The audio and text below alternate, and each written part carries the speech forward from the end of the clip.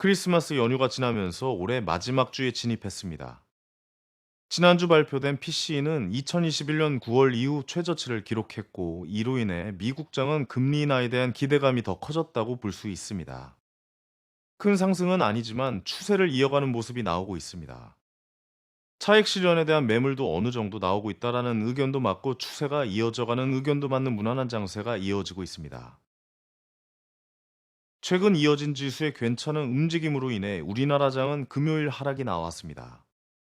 큰 하락은 아니지만 연말 마지막을 앞두고 나오는 물량들도 있는 걸로 보여집니다.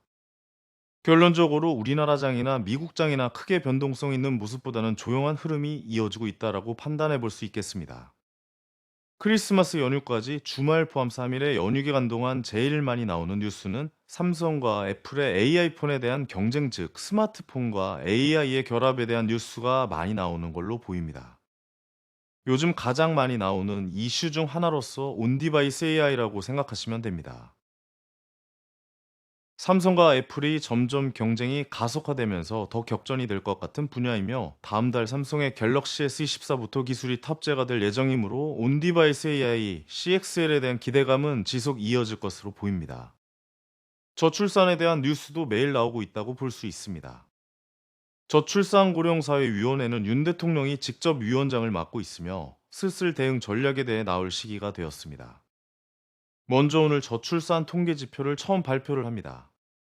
저출산이 심각해지는 상황에서 발표한다는 건 곧 정책에 대해서 발표할 가능성이 있다고 이어서 생각해 볼 수 있으며, 대통령이 직접 위원장인 저출산 쪽이므로 저출산 정책에 대한 새로운 발표나 발전되는 발표를 곧 기대해 볼 수 있는 단계라 생각됩니다. 총선 전에 충분히 정책에 대해서 나올 수 있는 분야이므로 관련주들을 여러 방향으로 체크해 보는 것도 좋은 방법이 될 수 있겠습니다. 이번 주 또 하나의 이슈는 정치 쪽이 될 전망입니다. 한동훈의 비대위원장 그리고 직접적으로 정치 참여에 대한 부분은 지지율에서부터 효과가 나오고 있습니다. 윤 대통령의 지지율이 40% 이상으로 바로 올랐고, 한동훈 비대위원장의 대선 지지율이 이재명 대표를 역전한 효과가 나왔습니다. 직접 정치 참여를 선언한 이후 첫 조사에서 대선 지지율 1위를 한 모습은 여당 쪽의 호재라고 볼 수 있으며, 앞으로 한동훈 효과가 주식시장을 통해 또 나올 가능성을 염두에 볼 수 있겠습니다. 앞으로 나올 한동훈 비대위원장의 정책적으로 좀 더 살펴보는 것도 좋지 않을까 생각해 봅니다. 또 하나의 인물은 이준석 전 대표의 창당이 이번 주입니다. 이번 주 창당에 대한 선언을 할지 여부를 봐야 하며, 이낙연 전 총리의 1월 창당설 그리고 이재명 대표의 1월 공판까지 이어지는 야당 쪽의 이슈도 슬슬 흐름을 체크해야 할 것으로 보입니다. 서울의 봄이 1,000만 관객을 넘으면서 이번 연도 영화 쪽에서 최고 관객을 기록했습니다.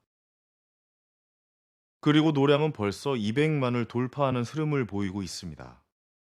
영화 산업이 최악을 갔다가 다시 살짝 올라오는 모습은 주가 역시 영화나 콘텐츠 쪽으로 호재가 될 수 있습니다. 콘텐츠 관련주들은 보통 연말에 움직임이 있다는 것도 알아두면 좋습니다. 보통 12월 마지막 주 폐장을 앞둔 몇일은 장이 크게 변동성이 없는 조용한 경우들이 많았습니다. 무리한 매매보다는 리스크를 최대한 대비하면서 지키는 매매를 하는 마무리의 한 주가 되는 것도 좋은 방법이라 보여집니다. 감사합니다.